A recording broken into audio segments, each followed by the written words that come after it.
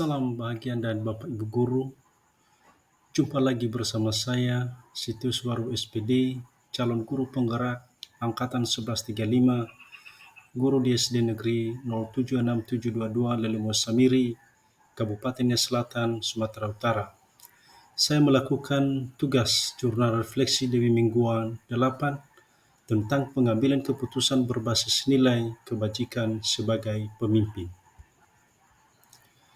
Adapun model refleksi yang saya lakukan, yang pertama, koneksi, yang kedua, tantangan, yang ketiga, konsep, dan yang keempat, perubahan. Yang pertama, koneksi.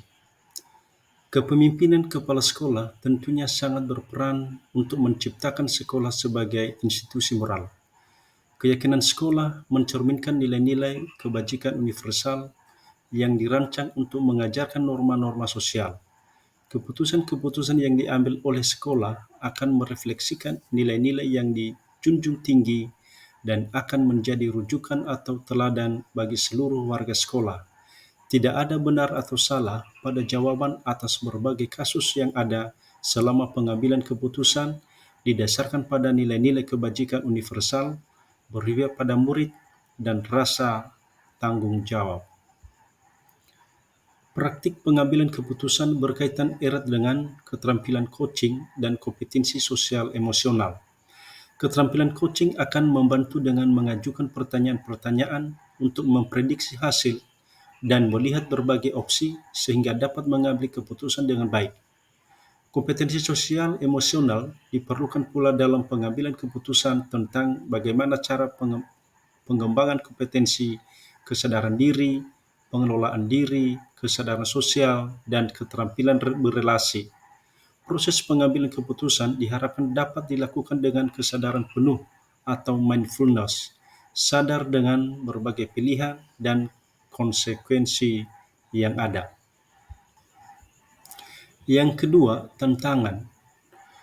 Dari pengalaman bekerja di institusi pendidikan, saya telah mengetahui bahwa dilema etika adalah tantangan berat yang harus dihadapi dari waktu ke waktu, dan tantangan yang dihadapi sangat beragam, mulai dari perbedaan latar belakang pendidikan, pengalaman, paradigma atau cara berpikir, dan sudut pandang. Proses pengujian keputusan perlu dilandasi asas demokrasi, salah satunya musyawarah.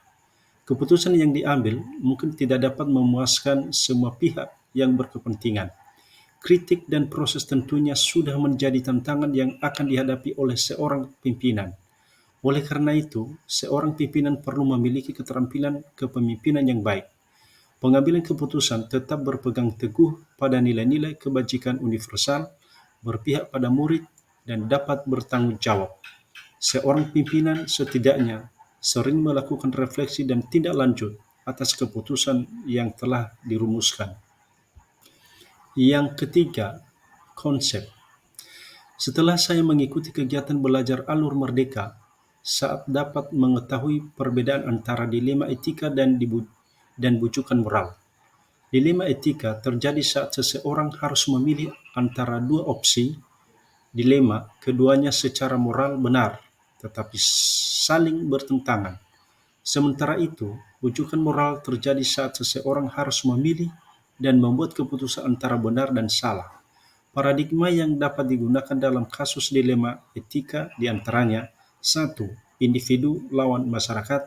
Kedua, kebenaran lawan kesetiaan. Ketiga, keadilan lawan belas kasihan. Keempat, jangka pendek lawan jangka panjang. Pengambilan keputusan dapat didasarkan ada 3 prinsip, diantaranya: 1. Berpikir berbasis hasil akhir. 2. Berpikir berbasis peraturan. 3. Berpikir berbasis rasa peduli. Ketiga prinsip tersebut memiliki kelemahan masing-masing. Pada prinsip berbasis hasil akhir, manusia pada dasarnya tidak dapat memprediksi semua akibat atau konsekuensi dari setiap keputusan. Prinsip berbasis peraturan dianggap terlalu kaku dan mengabaikan keberagaman individu. Prinsip berbasis rasa peduli dianggap gagal memberikan contoh kebajikan seandainya situasi melibatkan kedua belah pihak yang bersama-sama melakukan tindakan yang kurang terpuji. Prinsip ini tidak memberikan pilihan khusus atau menunjang nilai-nilai kebajikan yang ideal. Praktik pengambilan dan pengujian keputusan dalam kasus dilema etika dapat menggunakan langkah-langkah sebagai berikut. 1. Apa nilai-nilai yang saling bertentangan? 2. Siapa yang terlibat? 3. Apa fakta-fakta yang relevan? Keempat, pengujian benar atau salah dengan ragam uji, diantaranya uji legal, uji regulasi, uji institusi, uji publikasi, dan uji panutan atau idola. Kelima, jika situasi adalah dilema etika, paradigma mana yang terjadi? Keenam, prinsip mana yang digunakan untuk menyelesaikan masalah? 7.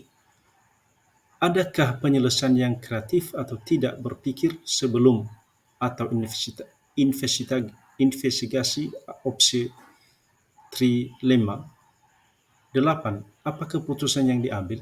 9. Lihat lagi keputusan dan refleksikan.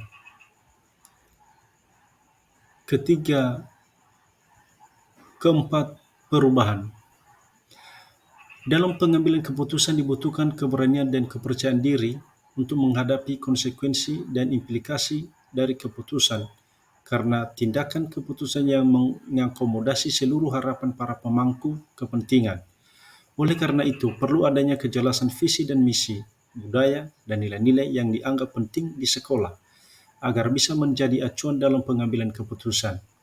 Bila mana saya dihadapkan dalam kasus dilema etika, saya akan melakukan praktik pengambilan keputusan dengan mempertimbangkan aspek 4 paradigma, 3 prinsip, dan 9 langkah pengujian keputusan, baik murid maupun rekan sejawat. Proses pengambilan keputusan dilakukan dengan asas demokrasi. Sekian dan terima kasih.